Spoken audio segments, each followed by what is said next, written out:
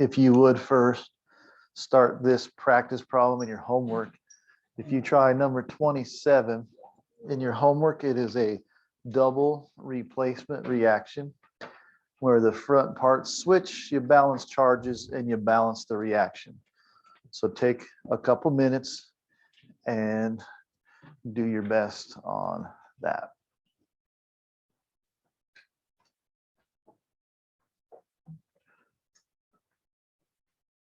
If you've already done it, then just kind of hang out while the others work through it.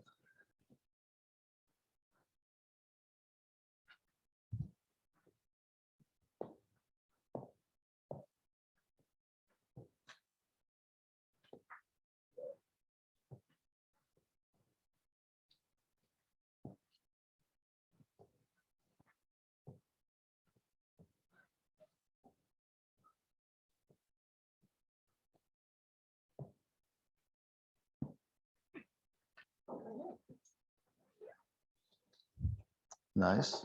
Yep, looks good.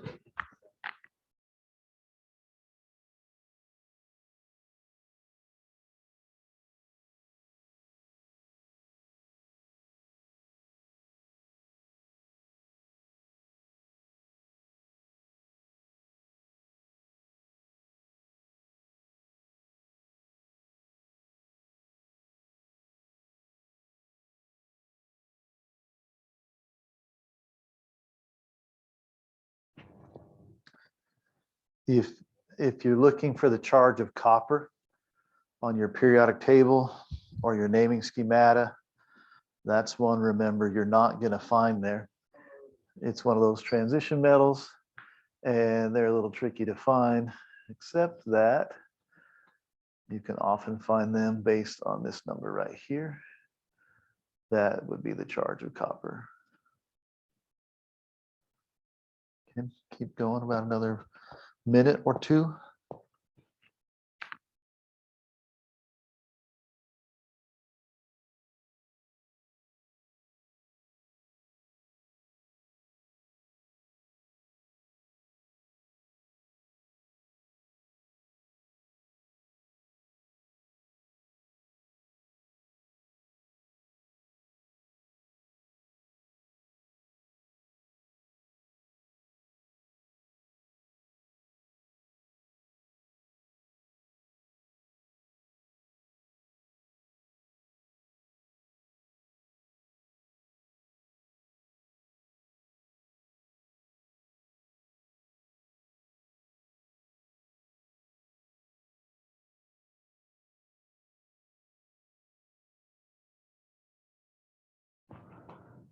All right, anybody need more time?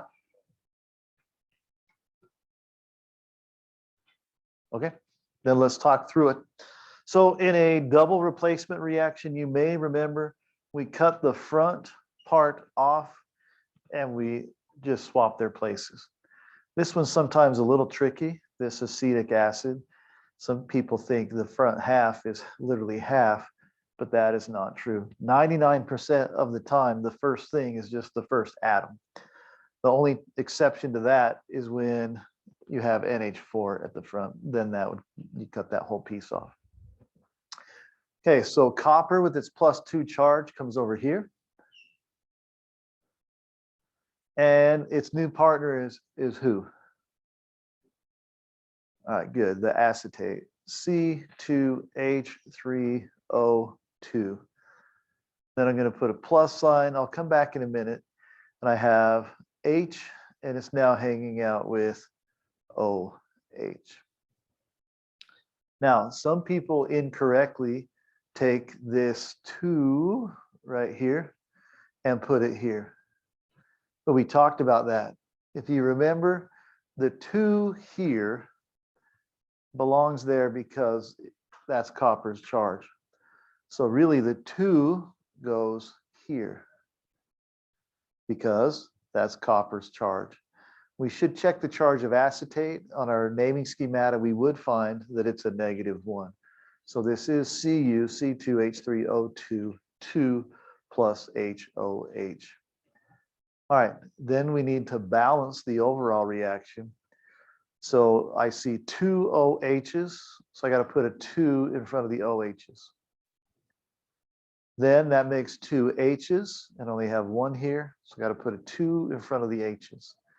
That makes two acetates, and I have two acetates. So I am done. 1, 2, 1, 2.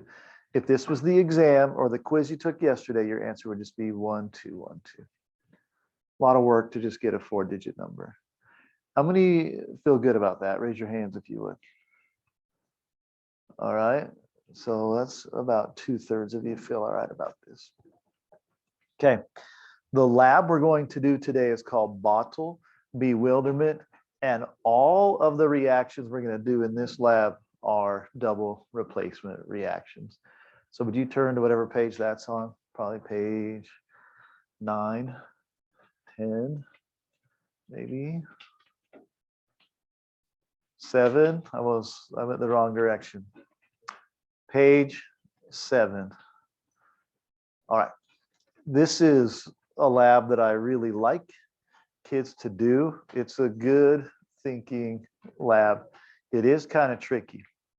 The first thing, and especially for third hour where you're going to watch this on a video, the most important part of this is to stay safe, to have good chemical hygiene, which means wash your hands when you're done, or often if you get anything on your skin today, you got to wash it off immediately. There's multiple toxic chemicals that can make you sick.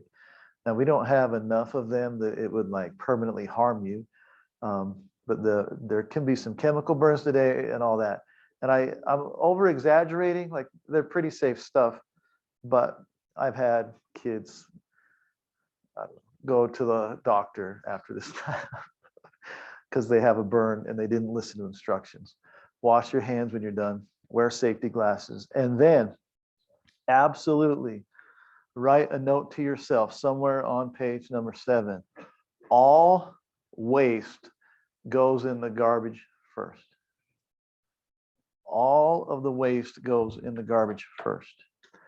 We're going to have this tray, and it's going to be full of colored precipitates, and they're toxic. I can't have you dump them in the sink because then we are putting toxic waste out into our environment. So you have to put them in the garbage can first. And then this is the only time of the year. After you've dumped them into the garbage can first, you need to wipe them out with a paper towel and throw that in the garbage. And then you can rinse it in the sink. You okay with that? It's a pretty big deal if I let lead and mercury out into our waste. Like, it's a really big problem. So one more time, it should be written on your paper. All waste goes in the garbage first. Wipe that tray clean and then rinse it one more time. Fair enough on that part? Okay, it really isn't a dangerous lab. It's actually a really fun lab and pretty lab. You have to have an instruction sheet this time. Like, you can't do the lab without it because you need the formulas on the top and the bottom to be able to figure stuff out. But don't take it home with you either. I opened it up this morning, there was 4 left. So I printed 20 more. Don't leave the room with them. We'll figure out what we need to if we have to tomorrow. Okay, so here on the screen, one more time, wear your glasses and wash your hands. All right, imagine you are a chemistry teacher and you've just made up 6 solutions, placing them in bottles labeled A through F. So if you look back here, I think preset 3, if you look back here, you'll see bottles A, B, C, D, E, and F. And you have the corresponding pipettes on there so that you will be able to fill them up. They should, most of them will already have all the stuff in them because I took this from Colomore's room this morning. So most pipettes will be filled. You might not even have to fill any of them the whole day. All right, so you made these solutions. And these solutions, this is going to be pretty important. And it's kind of confusing, I'll give you that. These are the reactants. And reactants means when I go to write out these reactions, these are the things I'm going to put on the left side of the arrow. You with me? Every reaction that we write lower on the page that you are looking at on page 7, will be one of these plus another one of these, and then an arrow in a double replacement reaction. So let's just pretend I'm taking this one plus that one. I end up with ammonium acetate and lead 2 sulfate on the product side. Kind of with me? So these are the reactants. They're the things that you mixed. Those are the things that are A through F over here. Now, all of these solutions are colorless. Now, over time, A turns a little bit yellow and B stays colorless, but it turns things black. So you can see bottle B, over time, the plastic has turned black. This pipette, it has turned black, and it will stain your skin a little bit black. So tonight, if you have like a little black line on your hand that won't wash off, don't go to the doctor. You just have a chemical stain. All right, so wash your hands because you don't really want that either. All right, now, yikes, you forgot to do one thing. You did not write down which solution was placed in each bottle. Panic-stricken, you desperately try to remember what you did, but to no avail. You do, however, remember that Ki is in the bottle labeled A. All right, so you can go ahead and put something right now. You can put a Ki right here. That will help you in the future. And then right here, where it says give the identity of each bottle, you're going to put Ki for A. Okay. Knowing that, you can actually figure out a ton, well, everything really, as long as you know what one of them is. All right, then suddenly you realize that you are a pretty tricky chemistry teacher. Since your class had just finished a unit on equation writing, you decide to shift the burden to them. Knowing that all the solutions are colorless and that tasting is out of the question, you will probably need to investigate how these solutions react with each other. That's what you're going to do. You're going to know A, you're going to know the bottom list, and you can figure stuff out from there. All right. So because you are a rather intelligent person, you know that each chemical will produce a colored precipitate when mixed with each other in a proper manner. Okay, these things are your products. So anytime you write one of these, it's going to be on the right side of the arrow. You with me? Okay, I'm going to walk you through some logic here. I know that these things at the top exist. I know A is Ki. You with me? I know that when I mixed A and some other thing, the thing turned yellow. If I mix A, which is Ki, with some other thing, and it turns yellow, and I know PbI2 is yellow, then the other thing had to have what in it? Pb. You kind of with me? It's like you go to a party. Let me think who here. I don't know. I don't remember who were best friends, but you see a girl that you like her best friend. You see her at the party. You're like, oh, her friend's here, right? Like they probably came together. So you find PbI2 and you know A brought I, then you know that whatever else you reacted had the Pb, and then you can determine that that was the other bottle. That logic makes sense? If we know the couple and we know what half of them was, the other one's easily figured out. Okay, let me give you some things here. The yellow one is really yellow. So when you're going to mix them in here, and there'll be two that sort of look yellow. One is like the color of this folder. It's very vibrant yellow, and one, I call it grello. It's not as yellow. Don't determine which one's yellow till they're both there, and then it's obvious. You with me? All right, then brown and gold, people ask me that one. If you do this lab the way most humans do, which is from left to right and top to bottom, if you do it in that direction, you will get the brown one before the gold one. Usually the gold one is in the last couple that you do. If you do it backwards, then you're weird. Okay. But you'll see the brown one. The first one that you're like, oh, I don't know, is that brown or is that gold? The first one is brown. The next one is gold. You with me so far? Okay. So all you're going to do here is you're going to write the colors. So we know this is Ki, and you add stuff, and a lot of them are going to do nothing or turn white, and we don't care about that. All you care about is like the orange. These are wrong, by the way. And then the brown, gold, yellow. Those are the only things you care about. And all of those were wrong, I think. But once you know that, you're like, hey, I know orange is whatever it is. I know A is Ki. That will tell me what B had to be. Okay. And once you know B, then you write it down here, and it's what it is. So far, so good. Okay, the bottom part is a little bit tricky to kids. It says, give the balanced chemical equation for the precipitate, the color producing reaction, state the color of the precipitate form.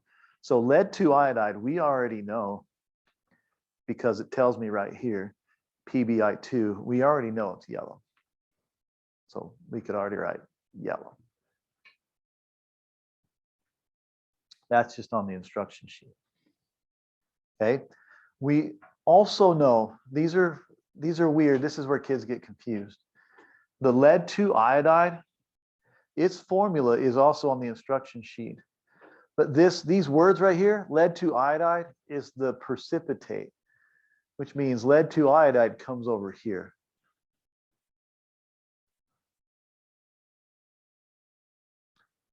A lot of kids will put these words on the left side of the arrow, but these were the products produced. Okay, so PbI2 came from the reaction of 2 of my chemicals, correct? And from my list, I know they must contain Pb. I know they must contain I.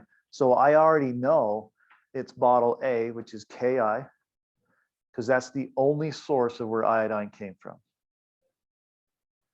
I don't know this, but I can go to my instruction sheet and look at the top list, and it has to, I just have to find the one that has what in it?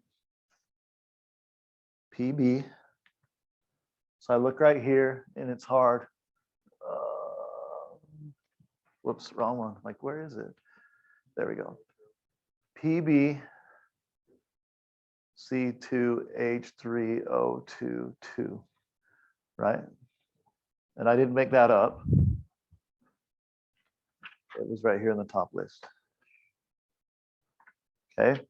Matter cannot disappear. So what do I need over here? I need a plus sign. And then what's left on the right? All right, K. And who else? That thing.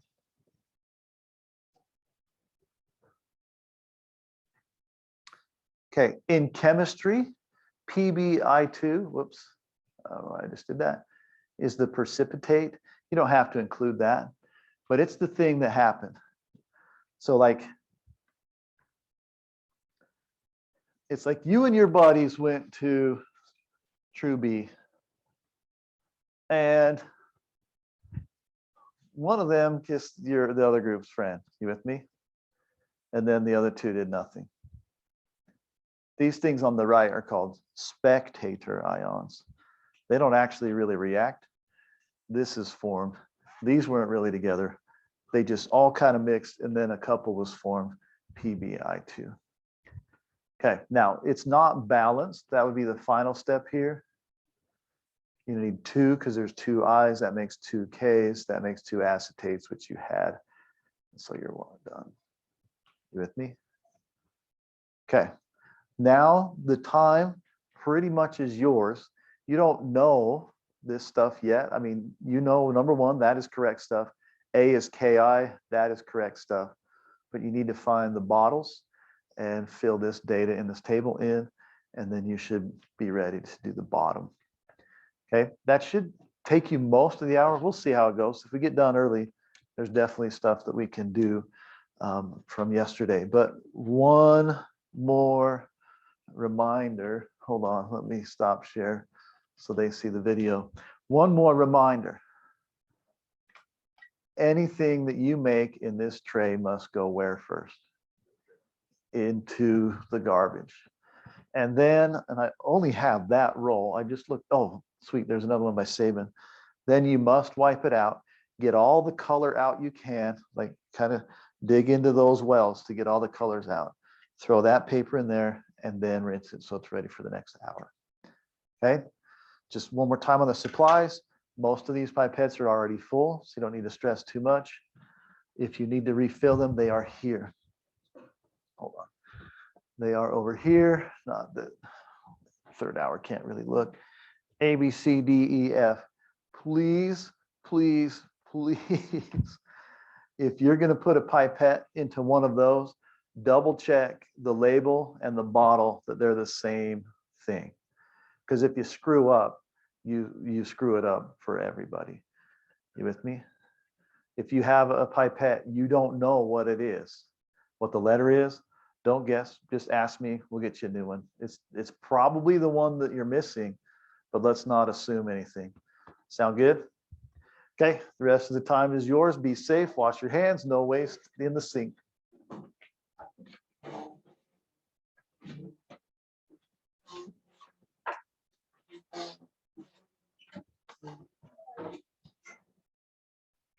Okay, so make sure these colors are correct before you dive too far into it.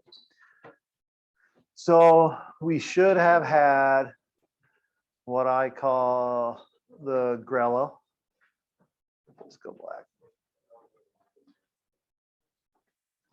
So the first one would have been the greenish yellow. Today, it is definitely a little more white than normal. Two of them are not changing the color I expected today, but it happens. Grello, yellow. We okay with that one? That one for sure was bright yellow, right? Yeah. All right, and then F, that goes orange. And how many of you had it go clear eventually after the orange? Okay, that's actually a really good example of like balancing stuff. Because this is, one of these is the orange one, I guess. Let's pretend that this was the orange one. What happens at first is you mix these and they mix, but they're not in the right ratios. And so they'll end up, it goes back to the originals because you have what's called a limiting reactant, preventing enough orange to be made to really matter. At first it goes one way, but then it comes back to an equilibrium. If you put more drops of the other one in, then it will change color. Was this one the brown one? Or sorry. Yeah, okay. That is the brown one. And then I can't remember. This one gold? Okay. I guess I can remember. There was not an intended one to turn blue or pink. It happens, but that's okay because there's no blue in our table. It shouldn't mess us up. Okay, so now you know these colors. The rest, they were either white or they didn't change or they were not important to us, correct? Okay, so now based on this, you should be kind of ready to go. We know A is Ki and grello. We know from our list at the bottom that the grello is AGI, correct? I'm only going to help you with this and then I'm out of here. So we know that A plus B makes grello, which is AGI. So common sense wise, that means that B must have brought who to the party? AG. So B must have AG in it. So I look at my list up here and I find the one with AG in it, and I now know that B is AgNO3. And then the rest is up to you. So use that same logic. Now, letter E, there's nothing that will change with E, but everything else did. So when you get to E and you're like, I don't know, well, it's the only one left. You had 6 options, you know 5. Okay, so the rest of the hour, I guess for us, that's only 6 or 7 minutes. Third hour, I have no idea how much time that will be.